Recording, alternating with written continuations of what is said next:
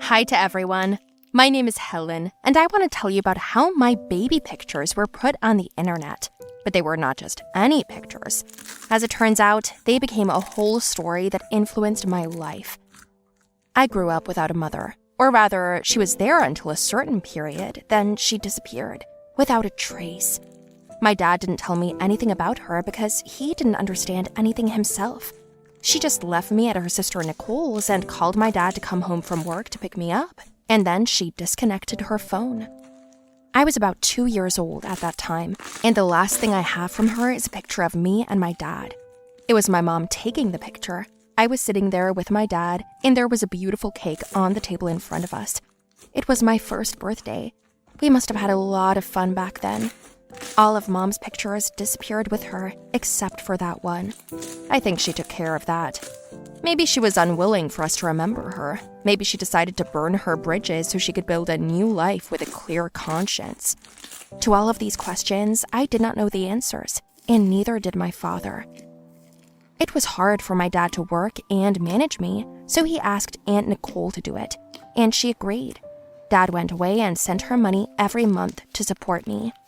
Besides me, she had 2 children of her own, Dory and Roxy, twins. Of course, she loved them more, and I, as a child, claimed her attention on an equal footing with her children. After all, I didn't know then that I couldn't do that. On the one hand, I felt kind of normal in their family. I was fed, had my own room, was clothed.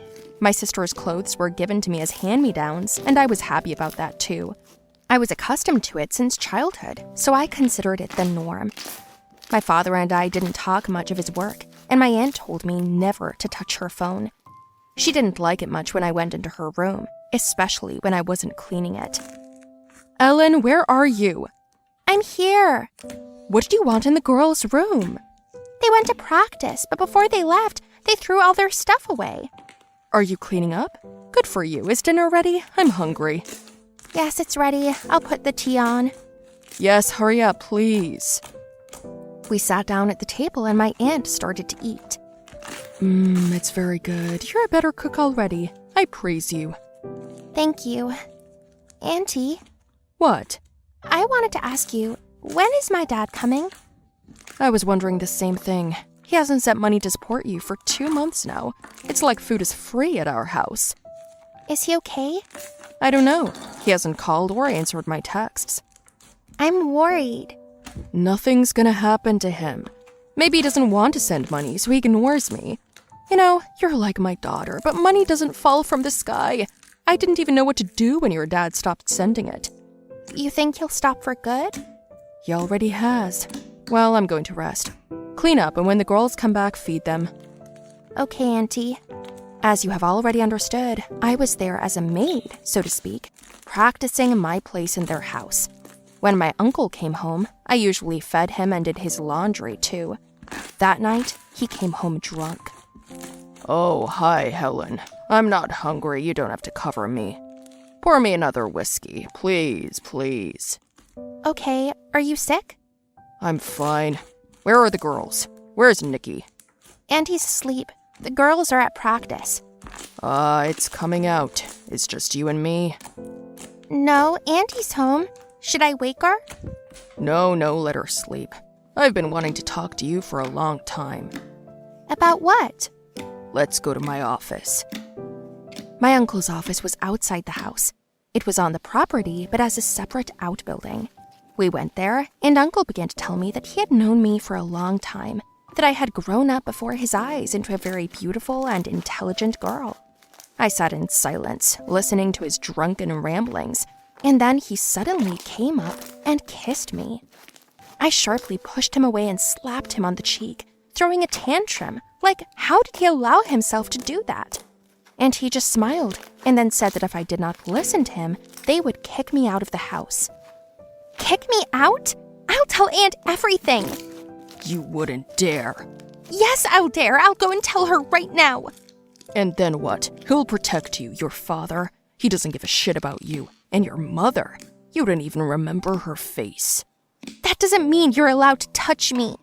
You have no protection. Only me. You live on my money in my house. I couldn't listen to any more of his nonsense. I ran out of his office and ran away from there altogether.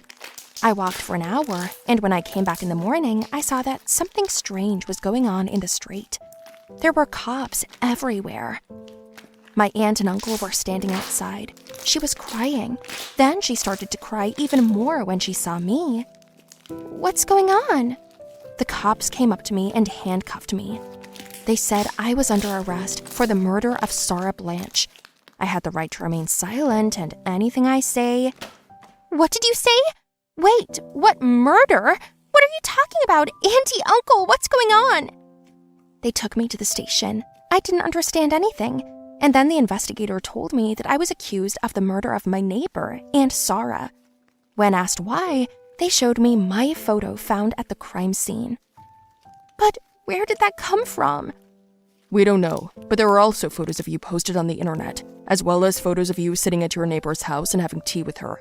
Your aunt and uncle said that you often visited her and carried this photo with you. They also found dishes with your fingerprints on them. But those are our dishes, not Miss Blanche's. It's the dishes I use to feed my aunt and uncle. But it only has your fingerprints on it. Because I washed them with my own hands, believe me, detective. Something's not right. Where are your parents? My dad hasn't called in a while, and I don't have a mom. All the evidence is against you, you know. But I didn't kill her. All right, we'll check it out. I was behind bars. I had no one to turn to, no help.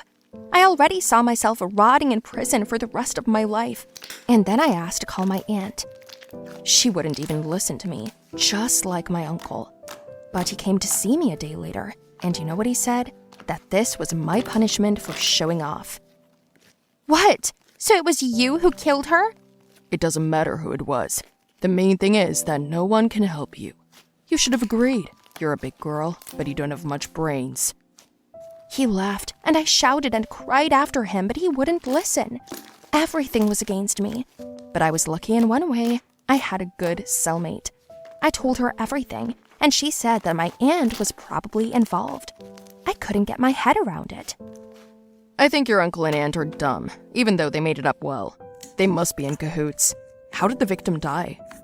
Kind of like a cup to the head. And where was she standing? I think on a top shelf. You're short, so you'd at least need a chair to get there, right? Was there one at the crime scene? I don't know, I wasn't even there. Where were you? I told her about my uncle harassing me, and then she said it was a motive on his part to set me up. Do you have any proof?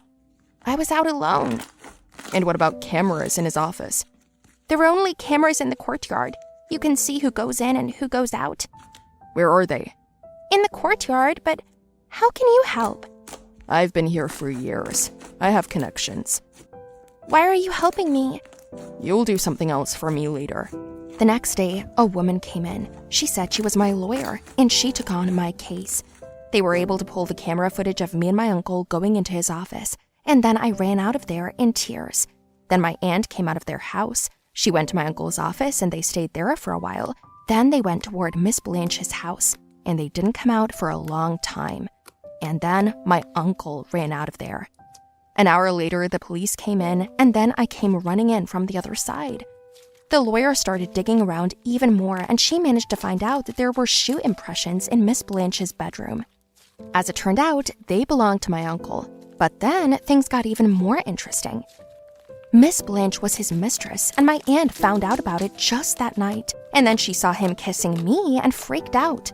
She went to her neighbor's house and hid her in an argument and grabbed a vase off the shelf. And then she called her husband, who quickly decided to get rid of me as well. He covered up for my aunt by saying that he couldn't support me anymore. So their evil plan was born. But they didn't take one thing into account, that my photos, which they posted on the internet, were spread from the IP address of their house, from the girl's computer. On the same day, just a few minutes before the police arrived, all roads led to them. And then my father arrived. It turned out he had lost his ID and phone and couldn't get in touch. When I flew here, I found out what was going on. I almost went to jail, but I was acquitted. My aunt and uncle went to jail instead. And the biggest coincidence is that my cellmate was Miss Blanche's daughter. She was doing time for fraud. She was her illegitimate daughter, which she gave up. She helped me and asked me to find her father. As a matter of fact, I'm looking for him right now.